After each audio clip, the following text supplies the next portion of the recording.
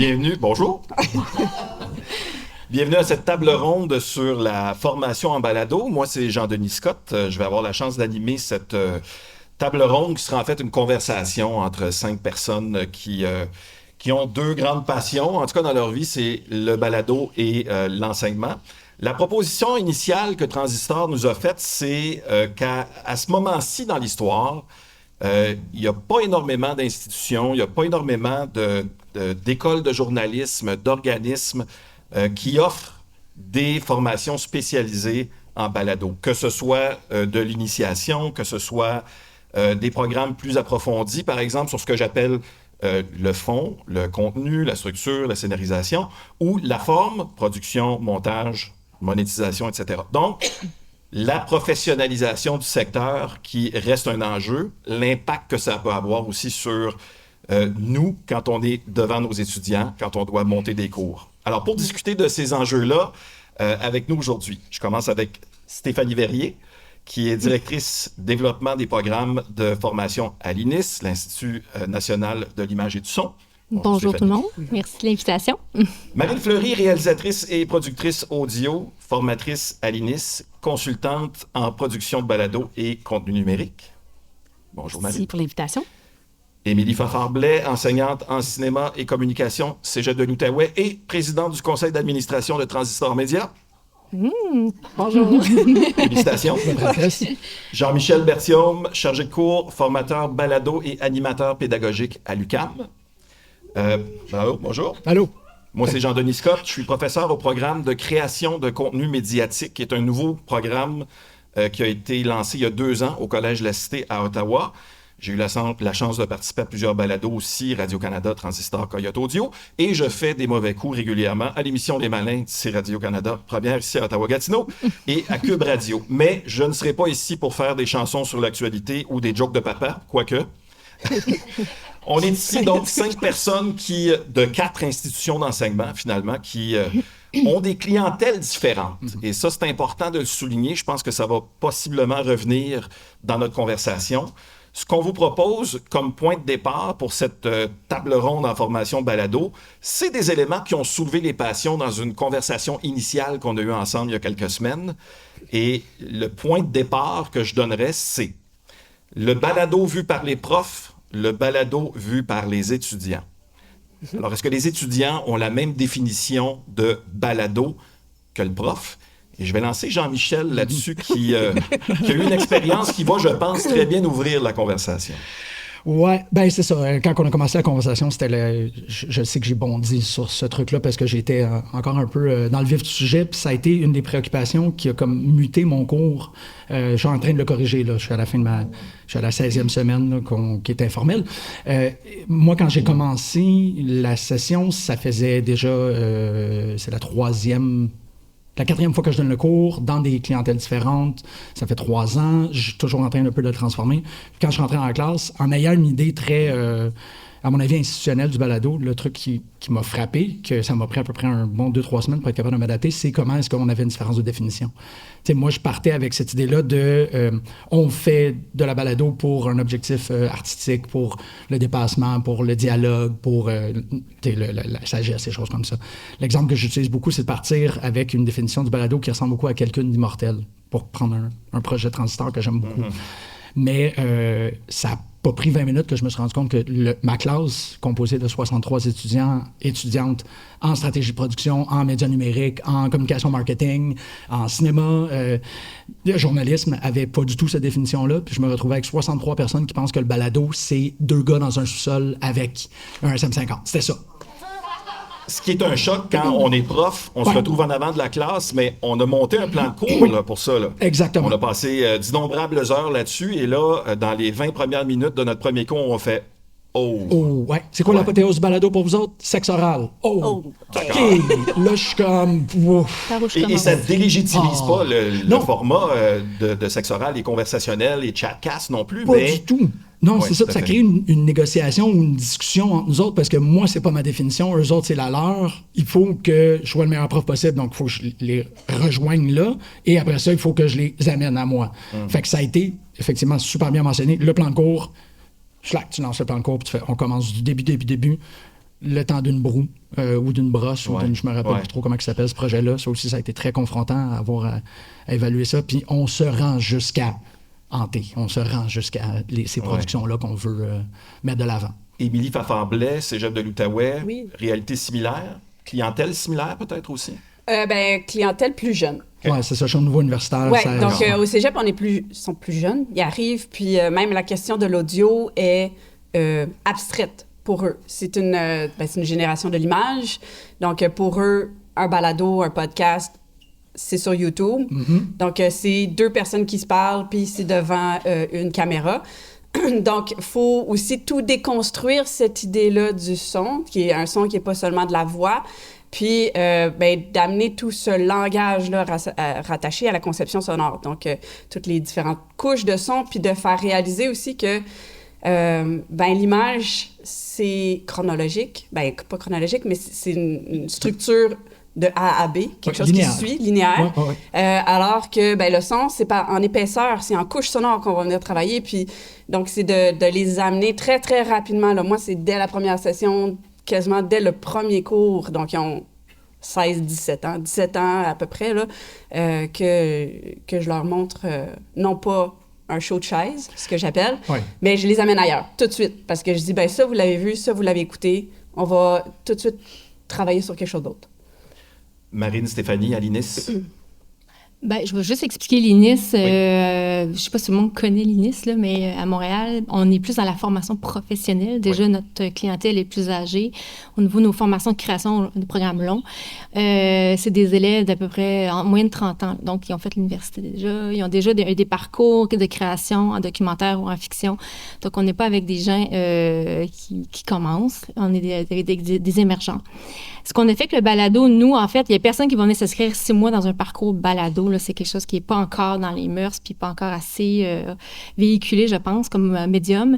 Mais ce l'est en projet complémentaire, projet multiplateforme, etc. Donc, ce qu'on a fait, c'est qu'on a un programme documentaire où on a une concentration de réalisateurs-réalisatrices. Et là, on inclut un exercice balado que Marine a développé. Un atelier, je dirais, là, c'est plus qu'un exercice. Là, c'est vraiment tout un atelier où on les plonge dans la création. Puis, c'est un bel exercice pour leur faire découvrir tout le potentiel du sonore. C'est ça qui est le plus important. Nous, c'est le narratif, puis comment le sonore, l'entrevue aussi, l'importance des protagonistes, puis comment on aborde les protagonistes pour un récit qui se tient seulement au son. C'est un défi. Parce que nos cinéastes arrivent avec juste en tête un traitement image. Mais là, on les force l'exercice à faire, OK, mais ce qu'on fait quand tu n'as plus d'images pour supporter ton récit ou ton entrevue, etc. On a aussi intégré le balado dans nos programmes de fiction pour les scénaristes qui sont vraiment là pour développer toutes leurs compétences en scénarisation, peu importe le format.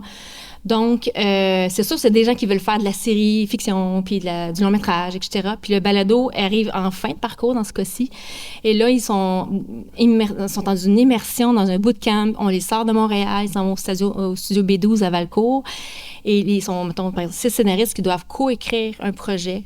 Donc, ils sont du début sur l'idéation, qui sont supportés par une scénariste, en fait, encadrée. Donc, c'est vraiment sur la narration, le sens. Puis après, ils doivent réaliser un premier épisode complet en fiction où ils vont même interpréter les rôles.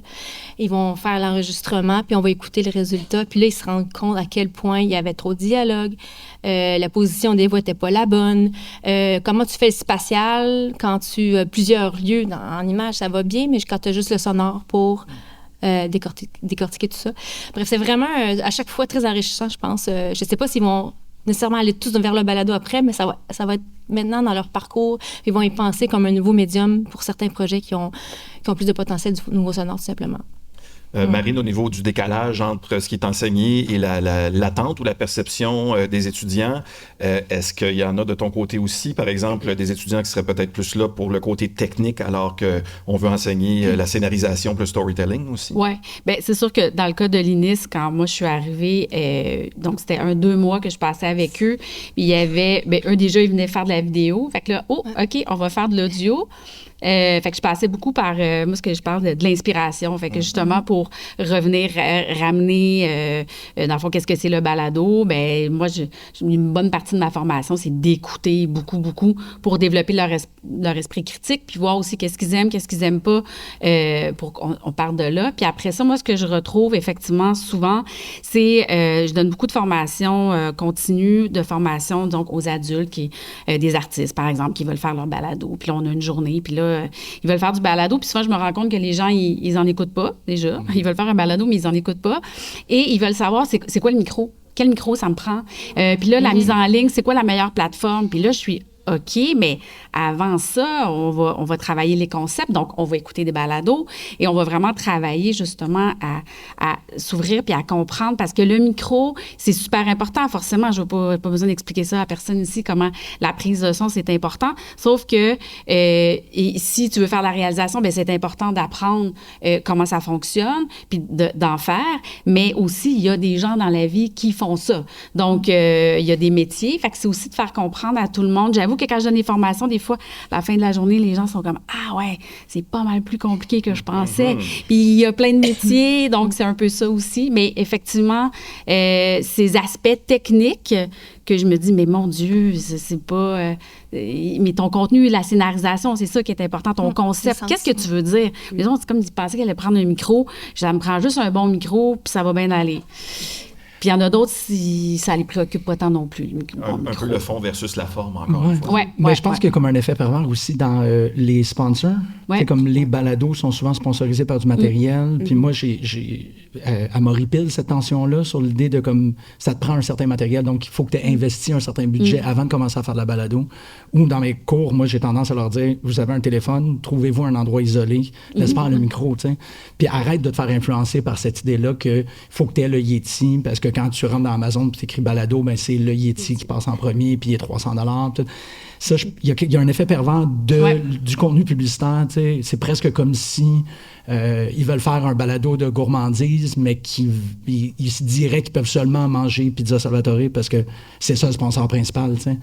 C'est comme si on pognait là-dedans de dire non, il y a d'autres pizzas, il y a d'autres micros, arrête. Puis ça, c'est...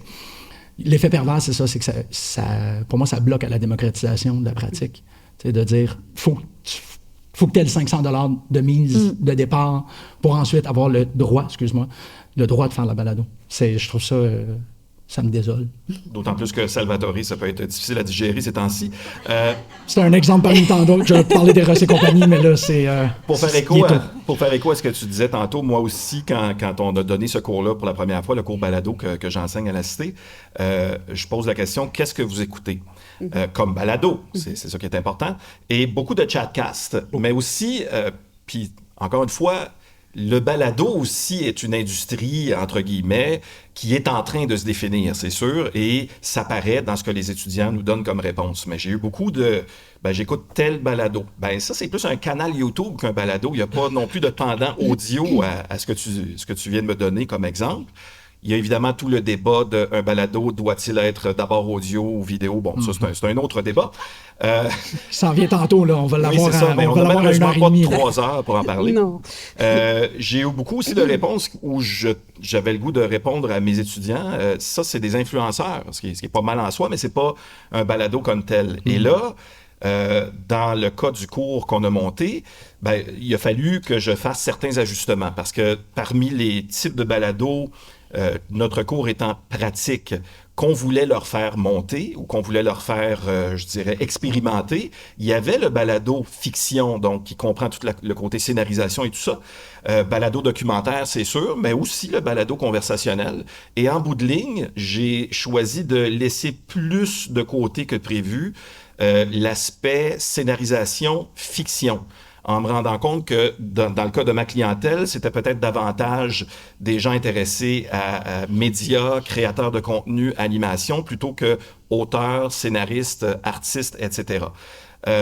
Par contre, pour le moment, notre projet final reste un balado du type documentaire ou du type il y a une quête personnelle dans laquelle je peux scénariser, évidemment, en mettant de l'environnement sonore, en faisant témoigner plusieurs personnes. Ce qui m'amène à une autre question existentielle qui est reliée peut-être plus à l'enseignement, mais c'est face à ce décalage-là, face à je dirais, ce paradoxe entre notre perception de ce qu'on devrait enseigner et le bagage avec lequel nos étudiants arrivent, qu'est-ce qu'on fait?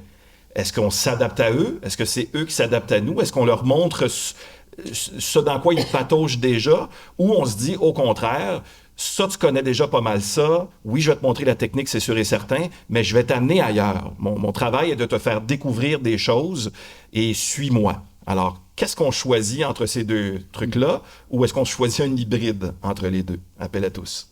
Ben, au cégep, dans le fond, les étudiants qui font du balado, c'est les étudiants qui sont dans le profil, dans l'option médias, hors lettres et communication. Donc, c'est eux qui vraiment vont faire du balado pendant tout leur parcours. À chaque session, ils vont toucher à un aspect de balado ou de l'audio. Puis, moi, je me rattache aux compétences. Donc, moi, je suis une enseignante, j'évalue des compétences. Donc, on imbrique le balado en fonction des compétences, puis ils vont avoir à travailler là-dedans. À la fin de la première année, ils vont faire eux-mêmes leur premier balado, qui est un projet hybride entre un cours de langage audiovisuel dans lequel ils apprennent du montage audio et un cours de communication orale où ils apprennent la pose de la voix, la projection et autres. Donc, ils font leur premier balado là et ils ont le choix. Donc, là, ils peuvent faire soit du documentaire, soit de la fiction, mais comme c'est un cours de langage, ils n'ont pas le choix d'utiliser toutes les couches sonores puis de montrer leur maîtrise dans ces couches sonores-là. Donc, ils ne vont pas aller dans du conversationnel à ce moment-là. Puis après ça, ça poursuit. Ils font un truc radio en troisième session. Puis en quatrième session, ils vont participer à un kino, donc un kino balado, dans lequel on va piger un thème. Donc cette année, le thème, c'était « De sa colère, la rivière t'emportera ». Puis, ils ont le droit de faire ce qu'ils veulent, de la fiction ou du documentaire, mais ça doit être un balado narratif. Et étonnamment, cette année, j'ai eu que de la fiction. Donc, j'avais une équipe qui avait été formée, donc c'est nous qui formons les équipes. Là, j'avais formé une équipe qui voulait faire du docu, puis ils ont décidé de, en 48 heures, écrire un scénario, créer des personnages, faire des fiches de bio de personnages et tout. Puis je m'attendais pas nécessairement à ça à eux, donc c'est quand même différent de ton expérience. Puis pour les mener à faire ça, moi, chaque étudiant doit écouter 3 balados pendant la session puis les analyser en fonction de critères vraiment précis. Puis là-dedans, il y a un balado qui est un balado de fiction, un balado documentaire, puis un balado au jeu. Donc, s'ils font un jeu documentaire, par exemple, ils pourraient prendre un conversationnel pour le 3e élément, là, si jamais ils réussissent à le regrouper. Fait que ça nourrit leur esprit créatif. Puis après ça, je pense qu'ils ont envie d'explorer parce que comme ils en écoutent beaucoup pendant la session puis dans leur parcours, ils ont envie de toucher un peu comme dernier projet, là, de faire quelque chose de gros. Fait qu'ils font un balado de 10 minutes à la fin. Donc, on les amène quelque part. Puis oui, on les amène quelque part. L'appétit vient en mangeant. Exact. On a parlé d'inspiration tantôt et tout juste maintenant. Leur faire entendre, leur faire découvrir des choses. Comment on s'y prend quand on enseigne? Je pense entre autres à l'INIS, une clientèle un peu différente, où on se retrouve avec, par exemple, un cours qui est enseigné par Stéphane Berthommet. J'imagine que la clientèle est déjà très éduquée sur la chose et ça attire beaucoup de gens aussi. Pas tant. C'est ça qui est surprenant. Non, c'est l'autre volet de l'INIS qui est plus la formation continue à la carte, puis c'est vraiment là très hétéroclite au niveau des groupes qu'on attire.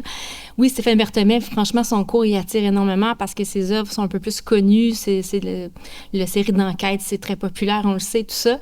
Donc, on a des documentaristes qui connaissent son œuvre, on a des réalisateurs, puis on a des journalistes aussi, des recherchistes. On a aussi des psychologues qui viennent dans ces cours-là, des gens qui veulent faire de l'intervention et tout ça, puis qui cherchent quelque part dans le marché un cours pour les aider à concevoir leur projet personnel qu'ils ont en tête, là, tu sais, puis il y a des comédiens qui veulent faire un projet sur leur mère ou tout ça. Donc, c'est pas nécessairement aligné avec ce que Stéphane fait, mais ils cherchent un cours qui les aide à partir de l'idée au concept, parce que c'est ça le cours, c'est de la scénarisation de départ, là, de comment on rassemble bien ses idées pour un concept fort avec une ligne directrice, une structure et tout ça.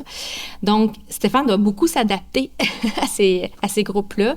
Il parle de ses propres projets puis sa démarche créative qu'il a avec son équipe, avec M. Chabuel, là, comment ça s'appelle? Cédric. Cédric Chabuel, qui vient, d'ailleurs, il est invité dans le cadre du cours pour parler de leur collaboration, qui est très importante. Donc, c'est sûr qu'ils sortent de là inspirés, mais après 18 heures, est-ce qu'ils sont capables de vraiment partir leur projet? J'en doute. D'ailleurs, on nous demande en ce moment de faire la suite, de faire un cours qui est peut-être plus technique, mais où on suit tout ce qui est... comment tu prépares tes entrevues, ta réalisation, ton montage, puis d'être supervisé dans le processus. Donc, je pourrais faire vraiment une suite dès demain matin, puis avoir le même monde qui va revenir pour aller plus loin. Mais ça attire, c'est parce qu'il manque d'offres, en fait. C'est pas tant...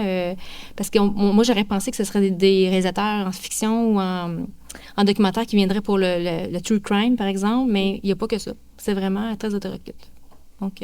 Marine? Sur notamment le fait d'inspirer les jeunes avec des exemples. Et je pense aussi qu'on rattachait dans notre conversation à ça l'archivage en ligne. Des fois, c'est difficile de trouver des exemples parce qu'on avait un bon balado il y a 1 an et demi, puis on se dit, je vais le faire écouter à mes étudiants. Et finalement, pour des questions de droit notamment, ça n'existe plus en ondes, ce n'est plus là. Ah oui, c'est sûr que tu passes ton temps à devoir remettre à jour. Mais moi, j'essaie de surprendre. Je me dis, justement, dans le temps qu'on a, je me dis, je peux pas tout leur expliquer. Tu sais, j'ai pas assez de temps, puis ça prendrait justement des fois plusieurs cours pour pouvoir mettre en pratique. Je me dis, j'essaie de ramener, parce que ce que je trouve souvent qui manque, c'est des questions de littératie numérique. Puis pour moi, un balado, avant tout, c'est quelque chose c'est un objet numérique qui existe sur le numérique, et c'est de leur faire prendre conscience de cette notion-là. Parce que les gens, ils viennent et disent, OK, moi, je veux faire un balado, puis donc, forcément, je disais tout à l'heure, les gens, il y en a qui savent pas trop, puis ils sont préoccupés du micro, mais il y a, je veux faire mon balado, mais là, je vais faire réaliser, tu sais, qu'est-ce qui distingue le balado de la radio? Ça aussi, on pourrait débattre longtemps de ça, mais je dis, il y a quand même cette idée-là que tu existes seulement sur le numérique, donc ton début, ta fin, ton milieu sont super importants, puis j'essaie de leur faire prendre conscience beaucoup de ça. Je me dis, ce que je peux faire aujourd'hui, je vais leur faire écouter des choses, puis voir différentes formes, puis qu'à la fin, ils se disent, OK, là, c'est vrai ce que je fais, ça vit sur le numérique, comment je vais faire pour que les gens vont revenir, c'est quoi la durée? Donc, oui, ton contenu audio, il est important, tu sais, ta scénarisation, mais il faut que tu la réfléchisses en fonction qu'elle est essentiellement sur le numérique. Alors, comment elle sera diffusée? Et c'est quoi la portée ensuite? Comment elle va vivre cette pérennité-là? Les gens, ils réalisent pas, ils disent, moi, je veux parler de ça maintenant. OK, mais dans 2 ans, c'est en ligne. Ah oui, OK, bien là, quand tu vas parler, si tu dis hier, bien ton hier, dans 2 ans, il marche. Fait que toute cette question-là de temporalité et cette vision-là qu'est-ce que c'est le numérique. Moi, j'ai travaillé beaucoup à Radio-Canada, justement, au web, puis d'essayer d'amener, justement, toutes ces notions-là de, justement, c'est pas juste la radio que tu mets en audio. Il y a toutes ces questions-là et, justement, d'archivage aussi, de retrouver du matériel, mais aussi, dans 5 ans, si quelqu'un réécoute ça, ça va avoir de l'air de quoi? Puis là, souvent, les gens vont, ah ouais, j'avais pas pensé à ces choses-là. Ça va au-delà de ce que tu écoutes. Fait que moi, c'est beaucoup ça que j'essaye aussi d'amener dans ces formations-là. Un truc versus un autre truc, le magistral versus le cours pratique. Je pense que dans nos 5 cas, on représente dans le fond à nous 5 à la fois des cours qui sont pratiques, d'autres des cours qui sont plus magistraux. Je pense, Jean-Michel, ton cours était davantage conçu comme un cours magistral, pas 45 heures à l'UQAM, et t'enseignes un peu tout ce qui se fait en balado. Est-ce que c'est un type de livraison de cours qui se consomme bien en 2025 avec la clientèle dans ton cas que tu as? OK. J'ai un peu mis la réponse à la question. Je suis enregistré, fait que j'espère que personne dans les instances universitaires de l'UQAM qui écoute ce truc-là, on verra. Prenez ici. Ne me délate pas, s'il te plaît. J'ai pas du tout respecté ça. Ça a été ça, le truc. C'est que la commande de cours, c'est un cours magistral, ça s'appelle Balado, diffusion et radio numérique. J'allais pas faire un 45 heures sur l'histoire de la radio numérique. Parce que moi, ça me fascine beaucoup, la radio pirate britannique des années 60, mais pas tout le monde. Je peux faire un petit peu niché quand même. De comme faire, ouais, mais il y a personne qui aurait écouté The Who si c'était pas d'un bateau ou d'une base navale abandonnée random des années 50. Non, je suis capable de mesurer le pouls. Mais il y a comme plein de réponses à plein de questions depuis tantôt. Cette idée-là de la mesure par rapport à qu'est-ce qu'eux autres ils qu'est-ce qu'ils vivent puis qu'est-ce que moi je dois leur enseigner. Tu sais, ce que j'ai ressenti, c'est que ça a juste comme reculé la ligne, de dire que moi j'avais l'impression que la conversation c'était réglé. Là. J'ai pas besoin de donner une formation sur la conversation. On est tous un peu capables de le faire.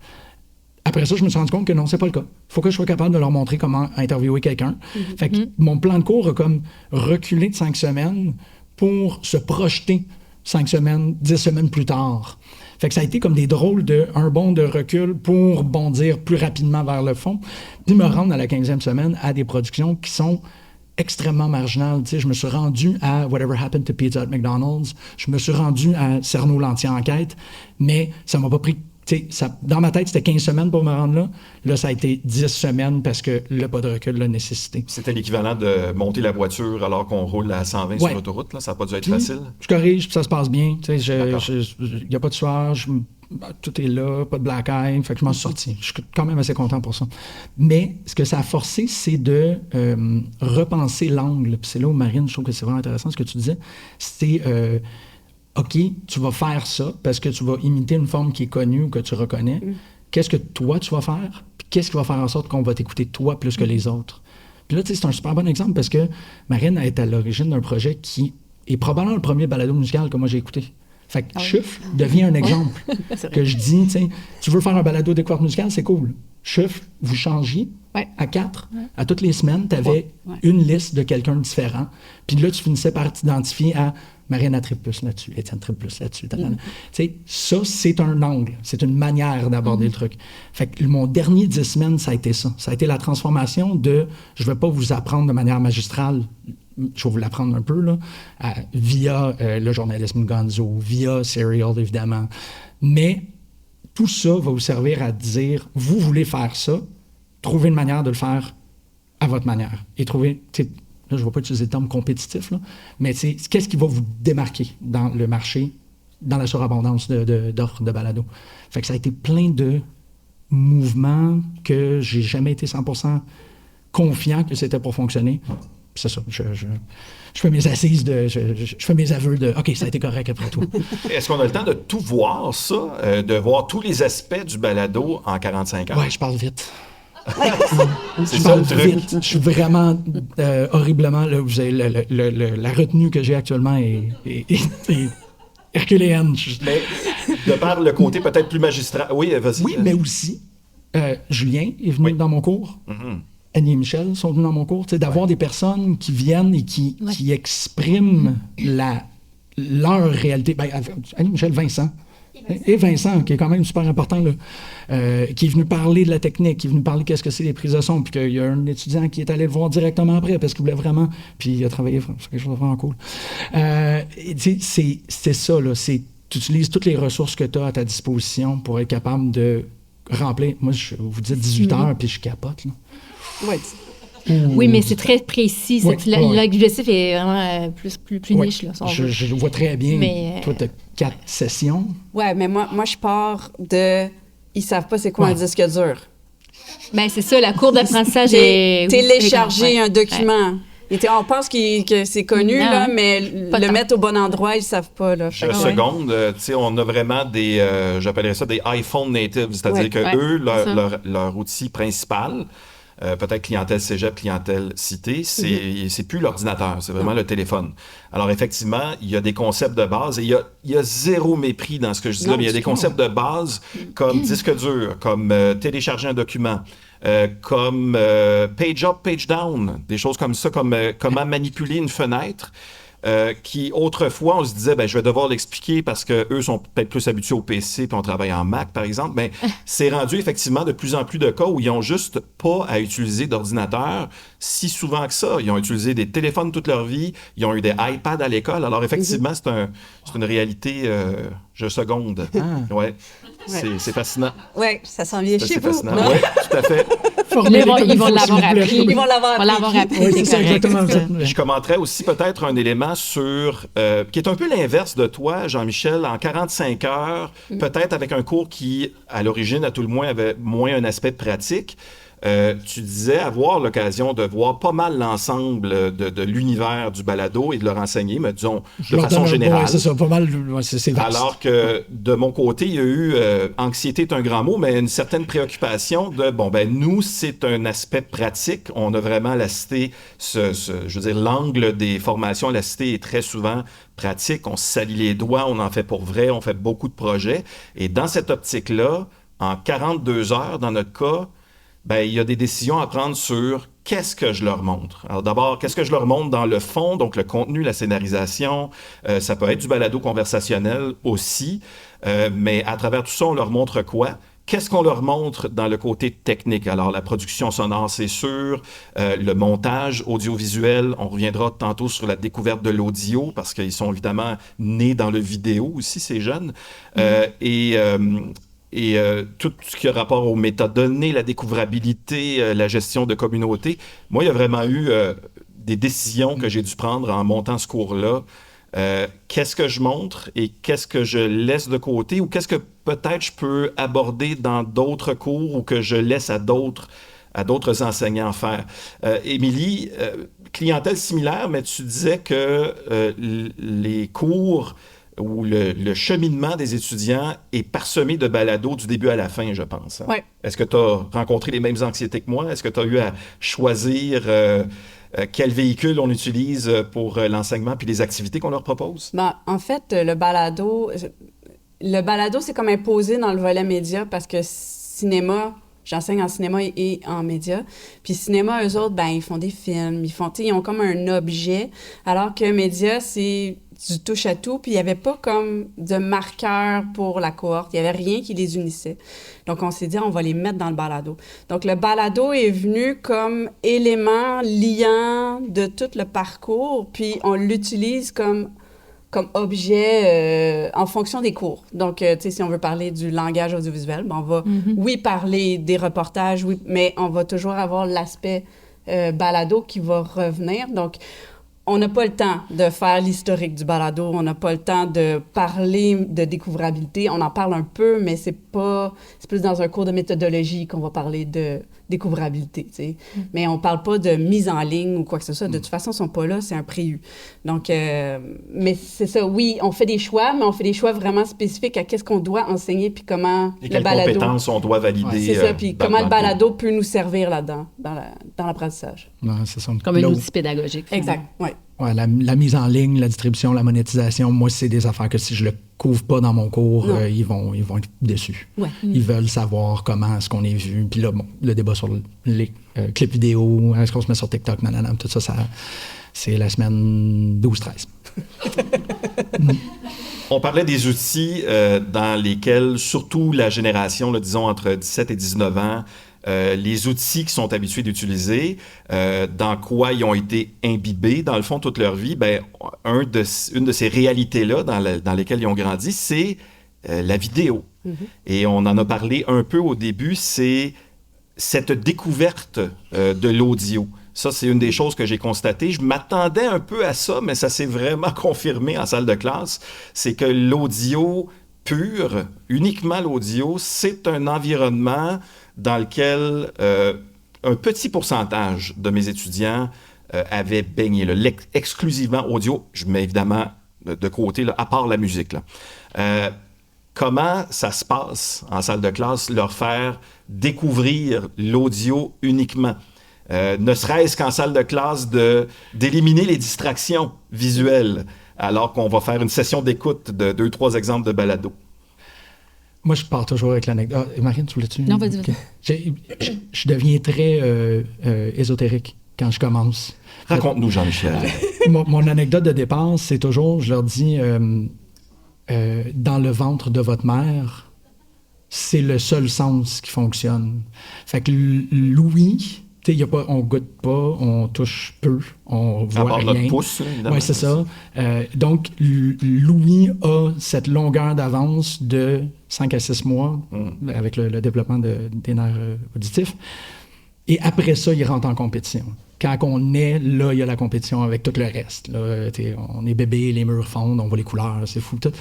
Puis là, c'est là où je deviens, c'est ça, un peu chamanique sur les bases, c'est que je leur dis, il faut que vous reveniez à il n'y a rien d'autre. Il y a Là, juste... faut vous désévoluer, Ouais, là, OK? il n'y a que le son. Là, ça set le ton, là, parce que c'est quand même dans les premières affaires que je leur dis, mais c'est ça, c'est tout de suite de les mettre dans un... Il n'y a rien d'autre qui compte, sauf l'oreille. Est-ce qu'ils embarquent? Je devrais leur demander. Ben, c'est que vous l'avez super bien mentionné, la vidéo vient trop taper sur Ouais. l'affaire, mais là, je vais faire des exercices comme on va regarder quelque chose, ou attends, en fait, c'est l'inverse. Je vais leur faire écouter quelque chose, puis après ça, je vais leur montrer la composante vidéo, puis je vais dire, c'était-tu plus riche? Qu'est-ce qui était plus riche des deux? Puis c'est l'audio. Ils disent tout le temps que l'audio est plus riche. Tu leur fais écouter un épisode au grand complet, puis tu dis, OK, de quoi les animateurs émettrices ont de l'air? Puis là, ils essayent de se faire un portrait de la personne, puis là, tu sors dans rentrée Wikipédia, puis ils font Ouais. non, pas pantoute. J'aime aussi leur dire qu'ils ont dans leurs mains un écran large de 5, 6 pouces, 13 pouces devant eux, mais ils ont en fait, en réalité, accès à l'écran le plus large sur la planète, c'est-à-dire celui qui est entre leurs deux oreilles. Et en plus, au niveau de la création, ben, vous le savez tous, là, mais je veux faire une série balado, fiction, scénarisée, ben, j'ai pas besoin de mettre de budget sur les décors, sur l'habillement, sur... OK, ben, j'ai besoin d'un château, ben, j'ai pas besoin de construire un château, ouais, exactement. Donc, c'est aussi notre travail, je pense, comme formateur et comme passionné de balado aussi, de leur donner le goût, de leur transmettre cette formation-là, de dire, hey, vous avez le meilleur outil pour vous créer des images entre les deux oreilles, à la fois pour les consommer quand vous écoutez quelque chose, mais à créer ces images-là quand c'est vous qui maniez les mots et le crayon et l'ordinateur. L'exemple que j'utilise pour ça, c'est souvent, c'est drôle de dire de même, mais entendre quelqu'un pleurer, c'est beaucoup plus émouvant que de voir quelqu'un pleurer. Voir quelqu'un pleurer, il y a une gêne. On n'est pas à notre meilleur quand on pleure, mais entendre quelqu'un pleurer, ça nous tranche en deux automatiquement.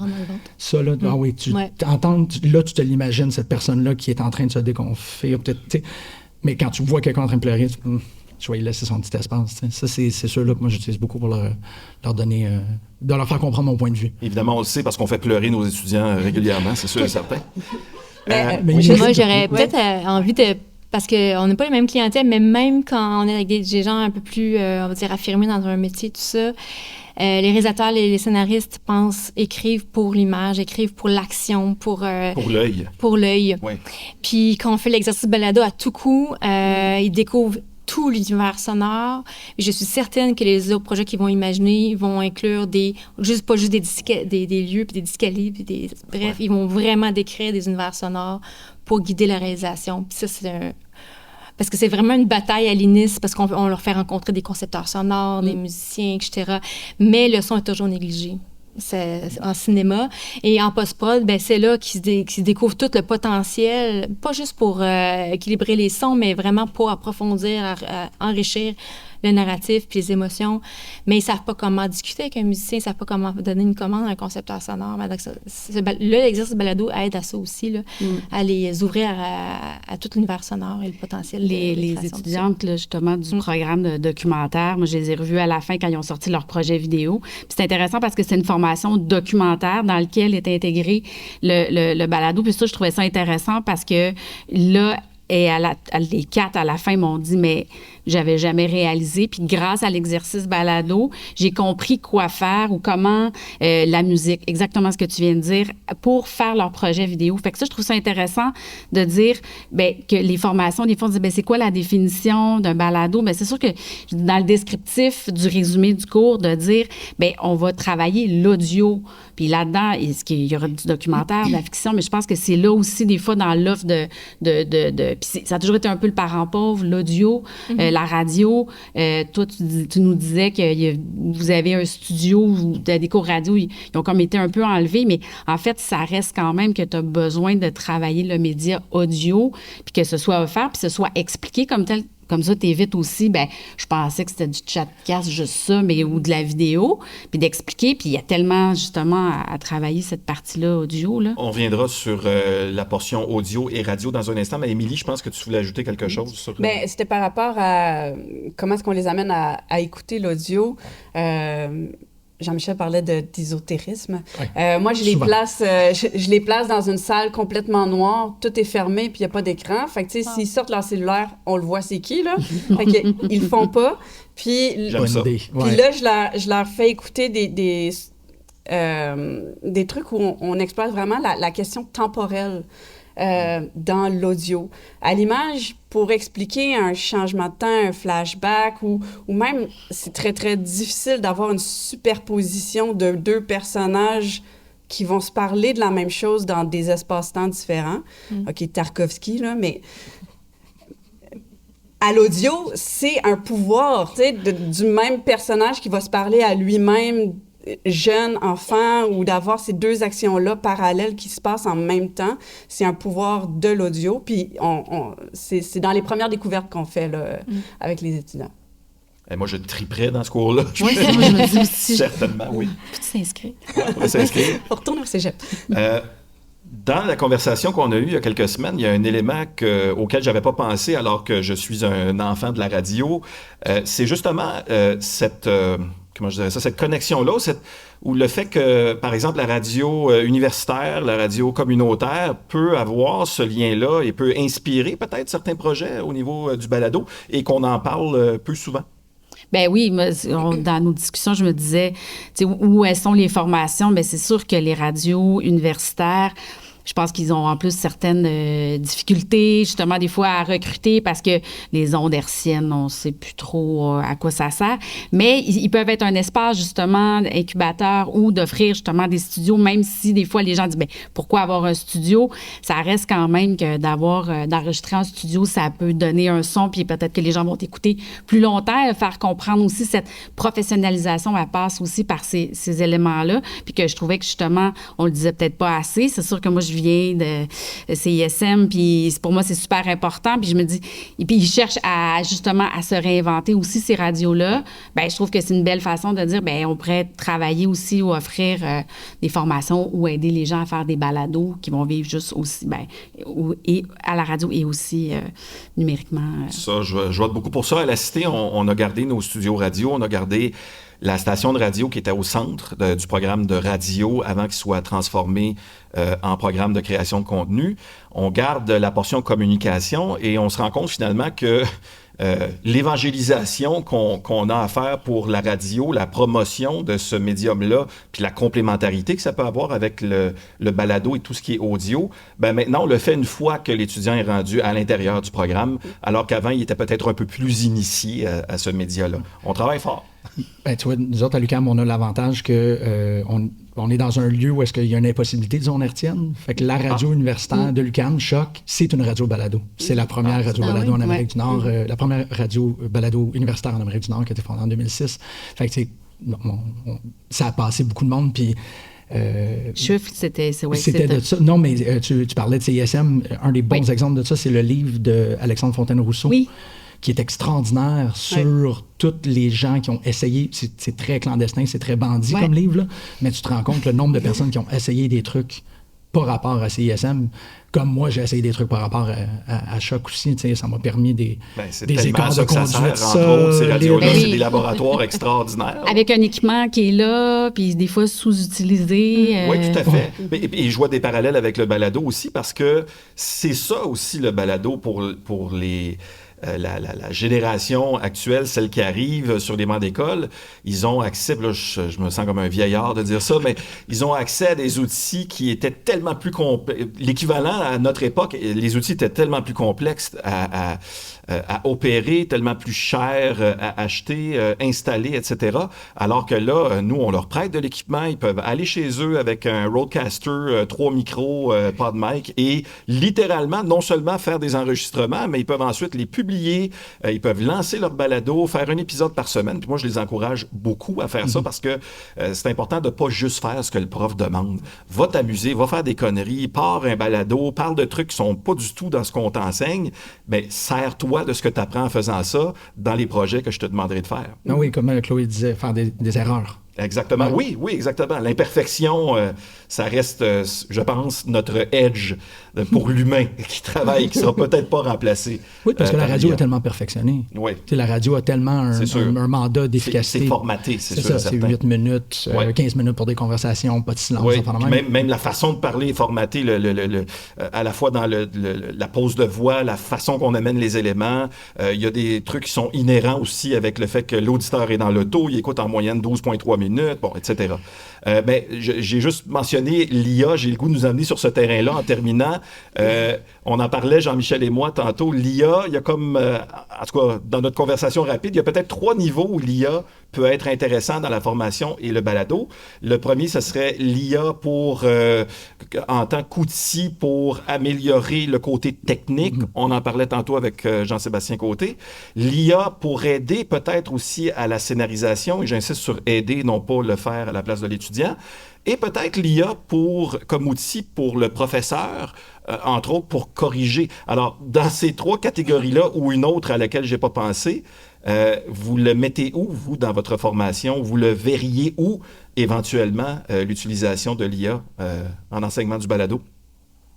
Moi, je l'utilise beaucoup. Je la propose beaucoup pour tout ce qui est dérochage, en fait. Ouais. Tu sais, fait que du verbatim au pré-montage pour faire des plans de montage. Puis ça, les gens ils aiment bien ça, voir des plans de montage. Puis là, tout ce que tu peux faire. Fait que c'est quand même assez pratique. On parlait d'économie de temps. Tu sais, là, l'époque où on écoutait, puis tu réécoutais, puis tu dérochais. Maintenant, c'est tellement fabuleux. Puis on s'entend que oui, quand tu fais ton montage, tu écoutes ton contenu, fait que tu spots les choses. Mais tu sais, de lire avec l'audio en même temps, ton texte, il y a quand même quelque chose. Puis ça, en général, moi, c'est quelque chose que, tu sais, les gens, ils aiment beaucoup voir, puis ça les aide vraiment dans ces outils-là. Fait que moi, je leur propose certains outils, justement, au niveau de montage et scénarisation, un peu aussi, mais... Ça me fait penser à une conversation que j'avais récemment avec un collègue à Cube Radio qui disait, à Québécois en général, et qui disait, ça ne fait pas tout le travail, l'IA, mais maintenant, dans certains postes, entre autres, plus au niveau vidéo, ça va faire le travail qu'un assistant faisait avant. Donc, c'est comme une aide et non pas un outil qui va remplacer le ça va travail remplacer complet. l'assistant, là. Oui, c'est ça. Ouais. Pour l'assistant, ça, c'est un peu plus dommage. Jean-Michel? Moi, c'est ça, le dernier 5 semaines, je suis vraiment tombé profondément dans Adobe Podcast. Oui, ça, oui. Ouais. dans la catégorie Rabbit Hole, là, c'est assez impressionnant. Ben, c'est que c'est 3 modules, Ouais. puis c'est les 3 modules qui sont les plus utiles. Fait que tu as calibration de micro, tu as création de verbatim, création de sous-titres, si jamais tu veux faire un complément vidéo, et tu as nettoyage par rapport au bruit puis qualité de son. Ça fait juste ces 3 affaires-là. Mais ces 3 affaires-là, quand tu leur dis, préoccupez-vous pas tant de mettre du temps dans ça, mettez vos énergies ailleurs, on en sauve de l'espace. Mais on disait le nettoyage, par exemple, des fois, il nettoie. Trop clean. Il enlève tout, comme on disait, Ouais. il enlève l'humanité de. La texture. Des fois, aussi. tu l'as vu, la répétition là, de mots, là, puis là, des fois, il te l'enlève. T'es respirations. comme, les Ouais. Ou il te les met pas dans le verbatim, puis là, t'es là, il y a un E, puis il est pas là. Comme, il décide à ta place, moi, ça, non. Oui, c'est ça. Ça, c'est les lacunes par rapport à la correction. Là. Tu Ouais, peux pas te ouais. fier sur ces outils-là pour vraiment remplacer le... parce qu'au final, je sais pas pour vous, mais moi, je finis par corriger l'élément humain. Puis ça, c'est l'affaire que l'IA prend pas en considération. Ils vont regarder les trucs très techniques, ils vont s'assurer, mais là, ça pique un peu, non. Mais là, qu'est-ce qu'il y a entre les mots, là, le poids de la fumée, puis tout ça, là, le 21 L'intention. grammes, whatever. C'est ça. C'est ça ta responsabilité en tant que professeur. Donc, toi, tu as déjà essayé l'IA comme outil dans la correction, mais si je comprends bien, c'est que ça finissait par passer beaucoup de temps sur des éléments qui, toi, t'intéressaient moins comme professeur. C'est ça, exactement. Ouais. Je l'ai essayé cette session-ci parce que je voulais voir si je gagnais du temps, puis au final, je perds du temps parce que je ne devrais pas vraiment écouter ces commentaires-là. Viendra peut-être éventuellement un outil qui va être peut-être un peu plus comme... il y a une plateforme IA que j'aime beaucoup qui s'appelle Journalism Watchdogs, qui est là pour des articles de journaux. Puis c'est pas un remplacement, c'est vraiment juste comme un éditeur. C'est quelqu'un qui vient te poser des questions sur ton article, puis ainsi de suite. Quand il va avoir ça pour l'audio, quelqu'un qui devient comme un consultante, je sais pas trop. Ça s'en vient. Ça s'en vient? Oui. Ah, voilà. l'IA. Session prochaine. Et c'est arrivé. Ouais. Mais juste dire, mon UNIS, on offre déjà des formations à l'IA pour l'audiovisuel au niveau de l'image et de la génération d'images et de vidéos, mais pour tout ce qui est prototypage, développement, conception. Et c'est beaucoup de travail pour le vivre. L'IA est loin de contrôler le contenu, hein, je vous le dis. Là, ça prend vraiment des gens qui connaissent leur métier, comment cadrer, comment tout ça pour diriger le prompt. C'est pas un prompt qui va faire quelque chose de bien, c'est vraiment un enchaînement de prompts avec une multitude de logiciels ensemble qui fait en sorte que tu as un résultat intéressant au bout. Je pense qu'au son, ça va être la même chose. Mais par contre, ça se fait déjà en cinéma, mais au niveau du mixage, il y a vraiment des super outils de nettoyage sonore, là, quand il y a des bruits ambiants qui n'ont pas été contrôlables pendant le tournage. Ça sauve des tournages vraiment, là, des montages aussi. Puis les transcripts, on utilise déjà à l'interne énormément d'outils de transcription puis de résumé de tout ce qui est audio, finalement, pour le travail de recherche aussi. Ça, tu sauves du temps. Oui, Je pense pas qu'il y a personne qui s'ennuie de faire C'est la vraiment long, le transcription. transcript, puis Là. c'est très efficace. Là, Je sais pas, y a-t-il des gens dans la salle qui Ça, s'ennuient de ça faire la dépend des transcription? accents aussi. Là. Moi, je sais, mes étudiants qui sont en documentaire puis qui utilisent un IA, des fois, ils sont pas capables Ah, ouais. d'utiliser l'accent, puis ils mettent plein de fautes. Donc, il faut quand même toujours relire. Oui, faut que tu là. repasses. Oui, Il y a tout à fait. c'est pas parfait. Non.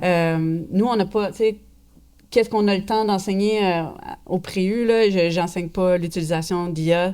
On n'a pas le temps.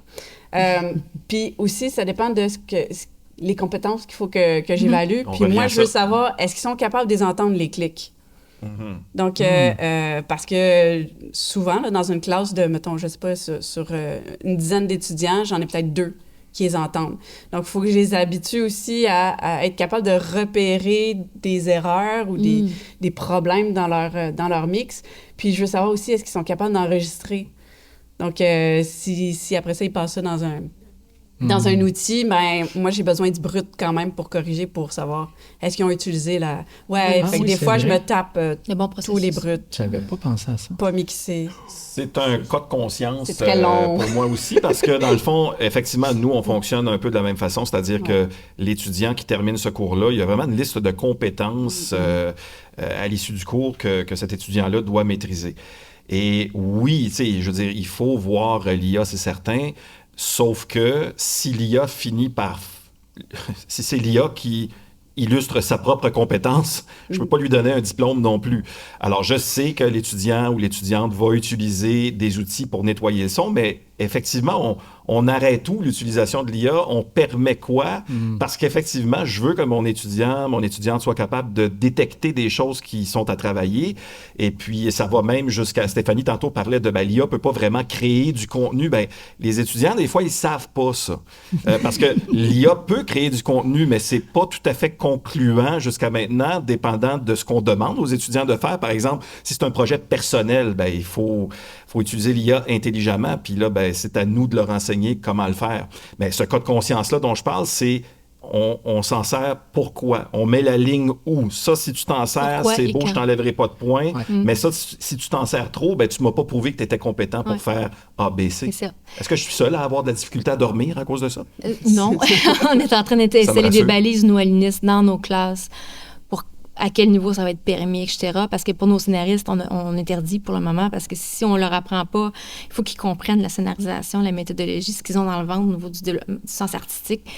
Il faut pas qu'il y ait d'IA qui s'en mêle au départ. Là. C'est vers la fin d'un parcours, peut-être, ou pour aider à la recherche, par exemple, ou tout ça, ou avoir des comparables, mais jamais qu'on va en ce moment intégrer l'IA pour nos scénaristes. Là. Mais comment vous faites pour le contrôler? Parce que tu C'est peux pas les empêcher. c'est une Voilà. balise C'est ça. dans le cours. C'est vraiment dans le cours, encadré par le formateur, où ils ont droit, puis dans quel contexte, et tout ça. Évidemment, s'ils l'utilisent par tricherie, ça va se voir. Parce qu'au fil des exercices, ils font tellement d'exercices d'écriture qu'à un moment donné, ça va paraître si le ton est complètement différent. Ou, Mais ça, je pense que de toute façon, c'est un problème universitaire, Ouais. en dehors de ce que nous, les formations qu'on donne, de tous les professeurs qui vont dire qu'en ce moment, ben, Ben, les outils leurs sont là. travaux sont ça, puis C'est Comment tu très fais pour contrôler difficile de tenir une ligne là-dessus Ouais. parce que l'outil est là, puis là, il faut que tu leur expliques qu'il ne faut pas qu'ils prennent l'outil pour être capable d'apprendre quelque chose que Ah ouais, l'outil ça va monte. faire plus tard.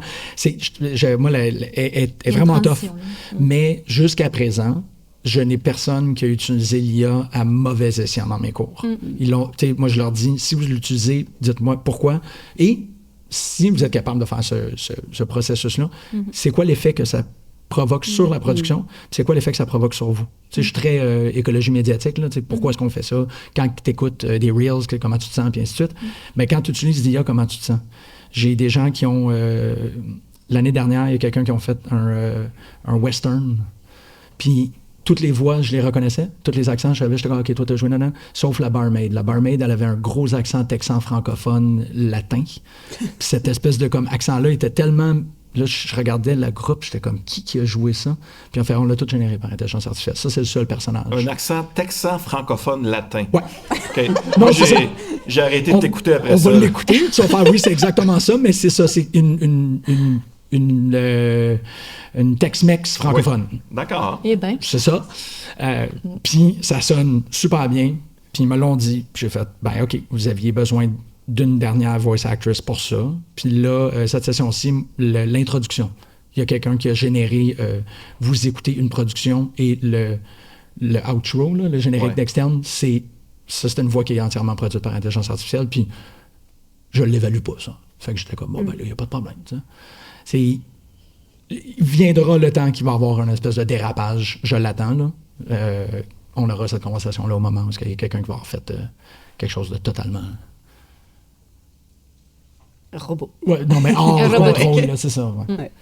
On aurait tellement pu poursuivre cette conversation-là pendant 1 heure, 2 heures, 3 heures, mais je pense qu'on a bien délimité le carré de sable. Donc, oui, peut-être un... Bien, moi, il y a quelque chose, parce qu'on n'a pas du tout appelé. Moi, ce que je trouve difficile dans les formations, c'est quand on me pose la question, puis j'ai une petite vue sur l'état des lieux de la production au Québec et quels sont les débouchés. J'ai hésité de terminer avec ça, mais lançons la question, parce que ça peut parce être que c'est primordial, parce qu'on parle de formation, puis on parle de professionnalisation pour le milieu, mais le milieu étant ce qu'il est, bien, au niveau de quand les gens te demandent, bien, c'est quoi les possibilités, où est-ce que j'envoie mes projets, comment je fais pour avoir du financement, bien, c'est sûr que moi, souvent, ce bout-là, il est très, très court parce qu'il n'y a pas tant de choses à dire, puis c'est un peu un problème parce que c'est sûr que là, tu vois des personnes, justement, à l'INIS, là, ils étaient super excités. Puis là, ben, OK, c'est quoi les possibilités?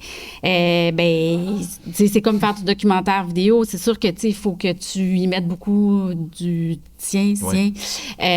Donc, c'est ça. Puis ça, je trouve que c'est difficile dans la formation d'orienter les gens dans ce sens-là. Puis éventuellement, on parle de professionnalisation. Bien, c'est sûr que le jour où il y aura plus de financement, peut-être que les formations, il y en aura plus. Parce que c'est sûr que pour le moment, pour les écoles, les universités, tu vas offrir une formation sur quelque chose où il y a plus ou moins d'avenues. Mais tu sais, c'est pour les médias en général, c'est ça, tu sais, au niveau du modèle d'affaires. Fait que ça, je l'ai juste comme... Bien, il y a effectivement comme un paradoxe. Le niveau d'intérêt envers le balado est clairement en augmentation dans tous ceux qui étudient dans nos institutions. Mais il y a effectivement toujours ces conversations sur le fait que les plateformes de diffusion, ça va. Le financement, c'est de plus en plus difficile. Il y a comme une espèce de courbe inversée entre ce que les étudiants pourront faire après les études et l'augmentation du nombre d'étudiants à l'entrée. Et l'intérêt du public qui est là. Effectivement, qui monte lui aussi. Tout est là, mais voilà, je n'ai pas besoin d'expliquer tout le monde. Il y a un intérêt culturel, mais pas de viabilité pour les créateurs en ce moment. Parce que c'est gratuit, puis parce qu'il n'y a pas de structure qui... Moi, je compare beaucoup en ce moment ce qui se passe au secteur immersif, création immersive, où ils ont commencé un peu dans l'expérimentation, tout ça, mais là, comme il y a des modèles qui se développent de distribution, puis là, l'industrie est en train de se structurer, la SADC donne les fonds maintenant. Peut-être que le balado s'en va vers ça éventuellement aussi, mais c'est un comparable intéressant. Oui. Donc, on parlait de la largeur de l'écran entre les deux oreilles de nos étudiants. Souhaitons que ceux qui ont les cordons de la bourse pour le financement du balado ont un écran très large et aussi beaucoup d'imagination. J'espère que vous avez aimé cette conversation sur la formation du balado et que vous entendrez les créations éventuellement de nos étudiants. Merci. Merci. Merci.